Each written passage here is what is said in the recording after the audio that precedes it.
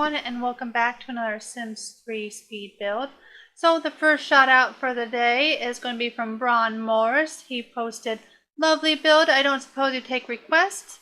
And yes, I've already been talking with him about a request that he has asked. And yes, I do take requests. Just go ahead and leave them in the comments below. And I will do my best to get out a request for you as soon as I can. However, I was unable to get his request done in time for this Friday's build. So instead, we're going to go ahead and do this ornamental starter that I had created. It sits on a 10 by 10 lot. It will cost your sim approximately 14,588 simoleons. So it's a little bit up there. Your sim will have a little bit left over. If you get it unfurnished, it will be approximately 10,800 simoleons. So it's actually not too bad. And the style of the house actually looks, I think, is rather interesting. I like the way the house turned out. It is probably one of my more favorite starters. I decided I wanted to do something a little bit different than what I have done in the past. I wanted to have, I don't know if I've ever, honestly, I can't remember. I have done so many builds. I can't even remember, honestly, if I've ever done a carport or not, but I wanted to do a carport, and that's kind of what the idea of this house came from, was, doing something in that, style, I guess. So it's kind of what is on the left of the house there, on the left, and at the bottom, it's going to be a carport, and it actually ends up looking pretty nice, actually. I think to keep some of my costs down, I think some of the patterns, I think that pattern right there, I believe is free, but I did this build back in October, and I can't actually fully remember what exactly I did. And in fact, I can't even exactly remember what patterns I used for the outside to begin with. But yeah, it actually turns out pretty neat. Currently, just doing the exterior.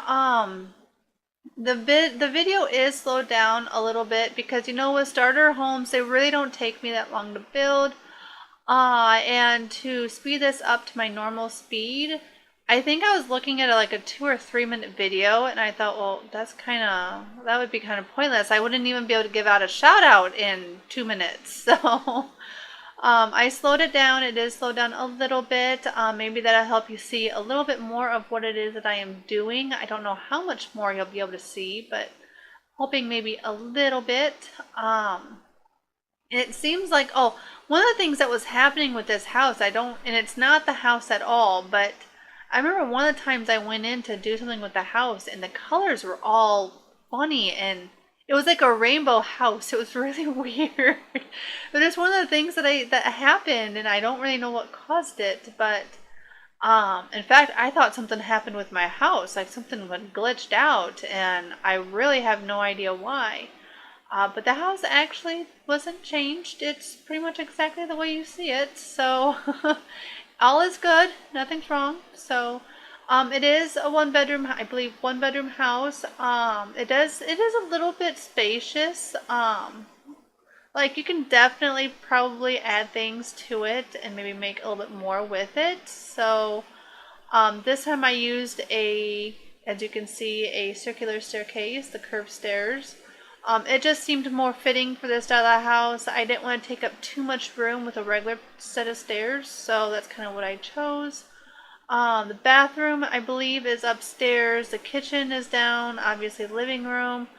There's books. In fact, I even ended up going back into the house and doing more decorating because I still had so much more money I could use. I think when I originally finished the house, I was still like at 10,000 or something like that. I was like, man, I can go in there and I can do more decorating. I think there's even curtains, and I actually have a bookshelf in this one, which is really odd. I mean, the house actually doesn't turn out too bad. I'm actually quite satisfied, quite happy with myself.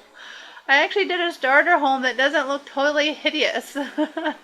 I mean, it's not the greatest, but it's not super huge either, but at least it's not hideous. And you know me, I'm always trying to do double doors. If you're wondering why is it that I always want to do double doors, It's because it helps them get in and out of the house a lot easier. They're not all like, if you're having a party or something like that, they're not all fighting over the same door. It just seems to help. Not a lot, because the routing in this game just positively sucks, but it does help a little bit. So everything in the house is cheap stuff. I mean, it's pretty much the cheapest of the cheap when it comes to appliances and plumbing and things like that. But that was just to help keep the costs down. There's no car, obviously, that comes with the house. In fact, I almost never add cars to any of my builds because all that does is add cost. And some people don't even care if they use cars anyway because of the taxi service. And in the base game, taxis are free, so there really isn't any need to use a car, really. So now in my game, it's worth having a car because I added a mod that causes where I have to pay for my gas. I have to fill up my car with gas. I have to pay a taxi. The taxi service is not free, and that can get really pricey. Even paying for my own gas for my car is cheaper than paying the taxi service on some days. So probably because I went in and upped the cost. The mod originally, the cost of your gas or your taxi service isn't that much, but I raised it because I like it to be difficult in my games. I like a challenge. I don't like things to be free, and I don't like it to be easy. So yeah, that's kind of why I did that. But as you can see, I mean, look, there's even a rug. I mean, my gosh, how many starter homes of mine anyway? I don't know about anybody else's starter homes because I'm sure they probably do a whole lot better than I do. Starter homes I do because, you know, everybody needs a starter home. So, and they're quick to build, and sometimes I don't really have a whole lot of time, or maybe I just have so much that I'm trying to do in the first place. And it just seems like I don't have, you know, a whole lot of time. Like right now, I just feel like I've been so busy. But I do know that I need to get some builds done because I'm running out. I got one more build that I have done that I did on November 1st. So I just, oh my gosh, I got so busy with the pets update for Sims 4. I spent, I think, three days, I think, updating the mods that I created for that game. And then somewhere around 3 or 4 days I spent total updating, and that was almost non-stop. And then I had to go through my mod folder of everybody else's mods and find out whether or not theirs worked. And I had to do so many testings. Then of course I do requests when it comes to my mods, at least to my capabilities anyway. So I've been busy with that. And then of course I need to do builds because, you know, Fridays is build day. Whether it's a Sims 4 or Sims 3, that is supposed to be our build day. That's supposed to be our time together to chat and, you know, just talk about whatever. And I really don't want to not have a build. I mean, I've been putting builds on this channel every Friday for over a year. That tells you how many builds I actually have out there. If you're new to my channel and you like The Sims 3, you will definitely find plenty of builds on my channel. There are a ton. I have been posting, like I said, every Friday for over a year, some kind of build, whether it's Sims 3 or Sims 4. I do have more Sims 3 than I do Sims 4. However, I'm starting to dislike right now building in Sims 3. I love Sims 3, and no, it's not because I like Sims 4 better. No, that's definitely not it.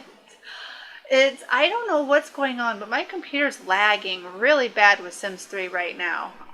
It's just super lagging for some reason. I feel like I'm sitting here a lot longer waiting for my patterns to load than I've ever had to sit before. And yet, I don't know, maybe I'm just starting to get accustomed or get used to Sims 4 and how fast it moves through patterns and how fast it goes through the swatches and the objects load up so much faster. I don't know, but it feels like it's going so slow. Maybe it's not. Maybe it isn't. But I did another build, like I said, the build that's going to be coming after this, and it was only about 4.5 hours of build time, and yet it still took, when I sped it up, it was still a whole lot longer on my video than normal. So it still feels like something is taking so much longer. And because of that reason, I'm starting to not want to build in Sims 3. As you can see, this is where I noticed, because normally when I do lighting outside and I do terrain paints, that usually means I'm done. But as you can see, I realized I had so much more money. I can go decorate some more. I can add things to my house and maybe not really clutter a whole lot. I was able to add a clock, but I could do so much more. I added shutters to the outside of the house. There's extra rugs. I mean, look at all them curtains. I have curtains everywhere, a plant. Like, holy crap, I didn't realize I had so much money left over. So, it was just so much stuff I could do, and I didn't want to take it completely up because I want, you need to have a little bit of money left over, but I was just surprised, just shocked to see that I had so much money I could use. But here's the pictures of the house. I thought it, for a starter home, I thought it turned out really nice. It's probably one of my favorites. And if you have any comments or suggestions or anything, go ahead and leave them below. And I will see you next time. Have a wonderful day. Bye.